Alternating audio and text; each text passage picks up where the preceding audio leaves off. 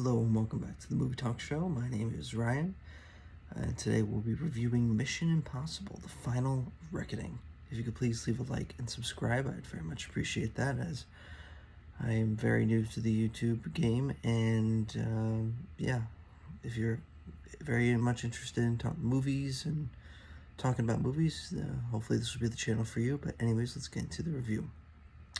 So earlier today I saw Mission Impossible: The Final Reckoning, and I very much enjoyed the movie.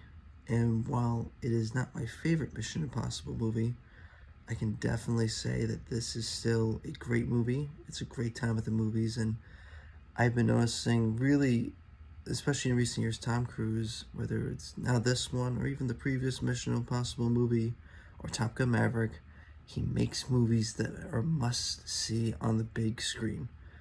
And you know, just the quality of the movie is something you have to appreciate. Just the amount of effort he puts into making these cinematic movies.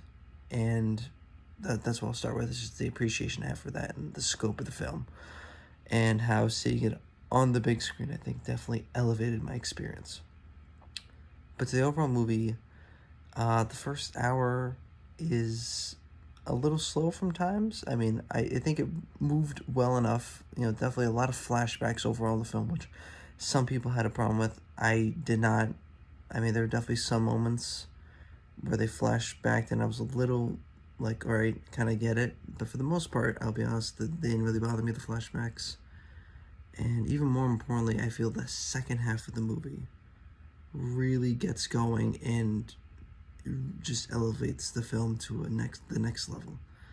And I'm trying to find the words to describe the action sequences, but that's probably the best way to describe that. I'm speechless. That the amount of these stunts that Tom Cruise is doing, especially at his age, like he's like 65 and he's doing this shit. So it's pretty crazy. But the stunts, whether you saw in the trailer, where he's hanging off the plane, or the submarine action scene, which is very tense. He just knows how to craft these action scenes that will leave you at the edge of your seat. And I can't say enough words to describe how great the action is in this movie, as especially trying to watch, I feel like, any other generic action movie. Like earlier this year, I know a lot of people liked Novocaine, I thought it was fine, but like comparing that action to this action, it's like a different level. And obviously this one's a lot more expensive, I know that, but it's just when you get like a big scale action movie going for it all, you know, Tom Cruise just knows how to do these so well.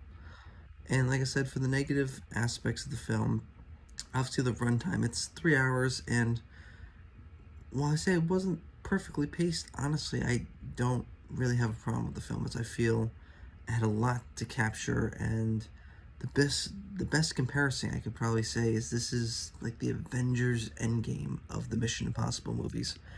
And while I wouldn't say it's obviously on the level of Avengers Endgame, as I think that film is better, but it kind of has the same scope, where it's trying to give this epic conclusion to all these movies that have spanned it over 30 years. And while it's not perfect, I think for the most part this movie lands really well, and is a great movie. So these are my overall thoughts, and hopefully I'll have more reviews coming this summer. Obviously, there's the new Karate Kid movie, Karate Kid Legends, coming out next week.